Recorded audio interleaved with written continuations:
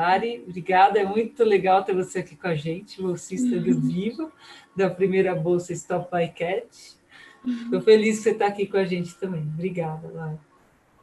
Valeu, estou muito feliz também. E legal, vou aproveitar bem esse gancho do que a Camila trouxe agora no final. Eu não trouxe slides. E a minha fala, ela é mais para dar um pano de fundo filosófico e ecológico para toda essa discussão, porque eu acho que foram apontados muitos dados bem chocantes, assim. E aí surgiu essa questão até que a Camila comentou agora no final, né? Da perda de uma espécie. E aí, quando a gente fala de extinção, surgem muito esses questionamentos que a Camila trouxe. Então, o que quer dizer perder uma espécie, né? O que é a extinção de uma espécie? Então, acho que é importante a gente entender que a extinção, ela não se resume a mortes. Ela é feita de mortes, mas ela é a perda de toda uma história, de toda uma linha evolutiva, muito mais do que apenas indivíduos, né? Então, a gente está perdendo uma história única, um caminho único que chegou até ali, que evoluiu e que trazia contribuições muito importantes também. E aí, considerando a perda de uma espécie, surge nessa questão, bom, mas que valor tem uma espécie? O que é perder uma espécie? E aí, quando a gente fala em valor, a gente pode começar pensando em um termo que é o valor intrínseco. Então, o valor intrínseco de uma espécie não é uma atribuição que nós damos a essa espécie. A gente entende que toda forma de vida, todo ser vivo, ao existir, ele tem esse direito intrínseco à vida. Então, não está relacionado ao nosso entendimento de dar valor àquela vida, mas a vida por si só tem direito de existir, e tem direito de existir de forma saudável, né? E a partir disso, então, a gente consegue entender que a extinção causada por conta dos nossos atos, ela é inaceitável. Se a gente considera esse valor intrínseco que todas as formas de vida têm, impedir o direito à vida, impedir o direito à vida saudável é inaceitável, né? Eu acho que por aqui bastaria de falar de valor, né, das espécies. Mas, tendo isso em mente, então, tendo esse valor intrínseco que não cabe a nós julgar, a gente pode também expandir e buscar entender quais são as consequências ecológicas de uma extinção. As consequências, elas vêm da forma como aquela espécie que foi perdida, ela se relacionava, da forma como ela existia no ecossistema, das relações ecológicas que ela possuía. Então, a gente pensar que as consequências de uma extinção vão para além das consequências só para aquela espécie, né? E isso, se a gente pensa na ecologia, então, o que a gente pode falar de valor da espécie, né? O que a gente pode falar de função ecológica da espécie? E aí eu vou fazer uma analogia que foi muito boa. Eu li num texto do Rafael Loyola no portal Eco. Posso deixar o link disponível depois para se alguém tiver interesse. E é uma analogia que eu acho que é muito legal de trabalhar essa questão da extinção.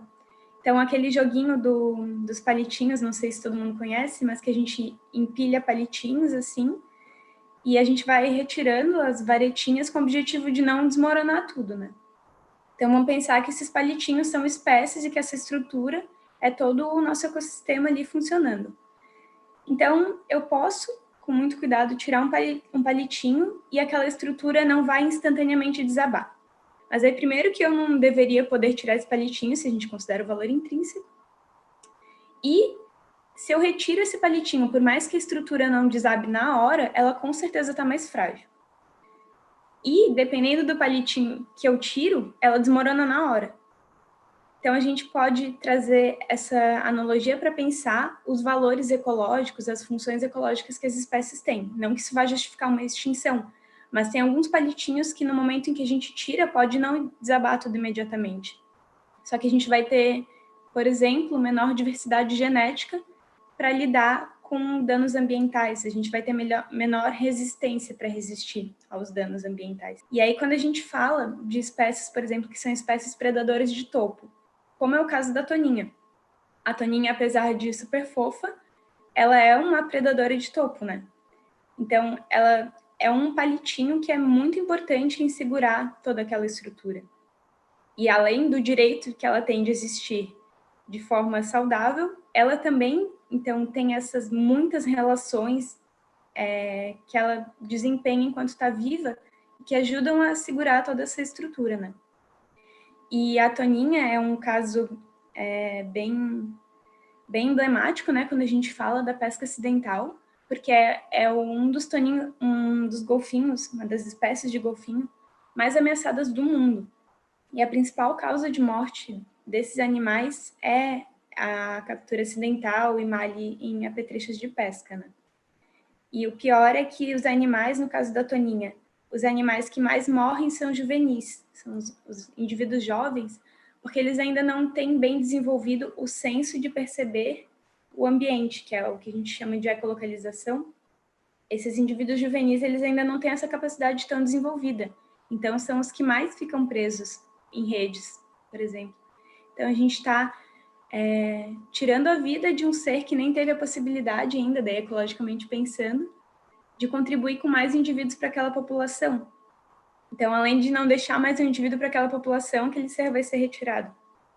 Isso para as toninhas é muito sério e, infelizmente, é uma espécie que, se a gente não agir de forma bem energética, muitas de nós vai estar viva para ver essa espécie se extinguir, esse palitinho sair do jogo e desestruturar muita coisa, né?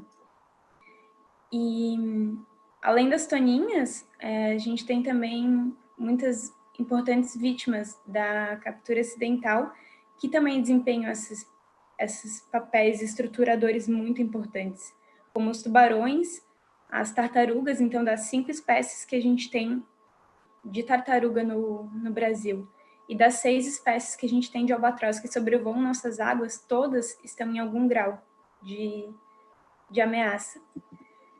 Então, é trazer esse pano filosófico também para a gente pensar nesse pano de fundo filosófico e ecológico, para a gente entender a dimensão que é tudo isso, para além de focar numa espécie ou num problema só, ele tem dimensões ecológicas que podem desestruturar toda a forma como os ecossistemas estão hoje em dia, né?